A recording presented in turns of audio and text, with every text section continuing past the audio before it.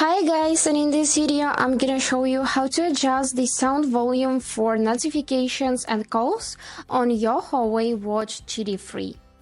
Let's get started! But first, don't forget to follow to see more useful content. So firstly, let's wake up the watch by clicking this crown. And let's click it again to go in the main menu, where we need to find settings. Now we need to choose sounds and vibration. And here we can choose ringtone first, for example, and adjust the volume by dragging this slider, like this, for example. And when you are done, just swipe right.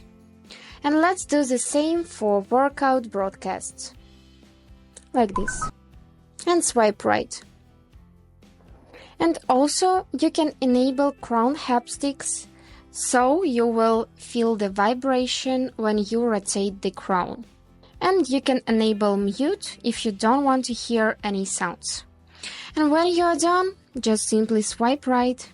And that's all. Hope this video was helpful for you. Thank you so much for watching.